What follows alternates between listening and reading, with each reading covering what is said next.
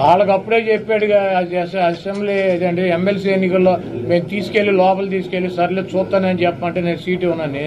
మీరు రామాయణం ఎంత రావుడు సీత ఏమవుద్దని నేనేం చెబుతా. కాదు 4 ఏళ్ళు నలుగురికి అసెంబ్లీ జరుగుతూ ఉండగా ఓటేసే ముందు నలుగురిని తీసుకెళ్లి ముఖ్యమంత్రితో మాట్లాడిచ్చారా? మాట్లాడితే నేను సీట్ ఇవ్వలేను మీకు, మీరు గబూలే పలిగిపోయారని చెప్పాడా? వాళ్ళే బయటకు వచ్చి చెప్పారా నాకు సీట్ ఇవ్వని అన్నాడు, అందుకని చెప్పి మేము వేసామని చెప్పి. మళ్ళీ రామాయణం అంతే రావుడు సీత ఏమవుతుందంటే అప్పుడు నలుగురైనా ఇప్పుడు నలుగురైనా ఎప్పుడు నలుగురైనా జగన్మోహన్ రెడ్డి గారు సీట్ ఇవ్వనంటే వెళ్ళిపోతారు. రాష్ట్రం అంతా గొప్పగా అభివృద్ధి జరుగుతుంటే ఆయా ప్రాంతాల్లో అభివృద్ధి జరగక ఎమ్మెల్యేలు తీసేస్తున్నారా?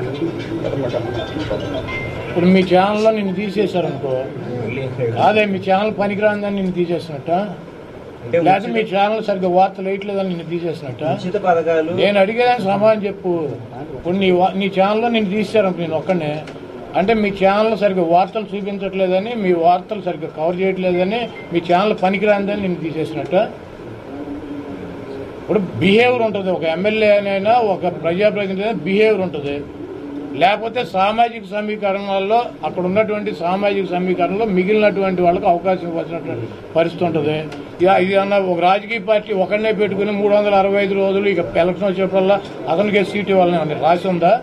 తెలుగుదేశం చంద్రబాబు నాయుడు అడిగేస్తాడు, అప్పుడు నలుగురిని మార్చాడు నా మీద. ఇప్పుడు వెళ్ళి అడగండి. కాదా ఇప్పుడు నేను 4వ వాడి మీద పోటీ చేస్తాను, వెళ్ళి అడగండి. గంటకు ఒకటి పూటకు ఒకటి మారుతాడు. ఆడిని వదిలేసి నలుగురిని మారితే మమ్మల్ని అడుగుతారు.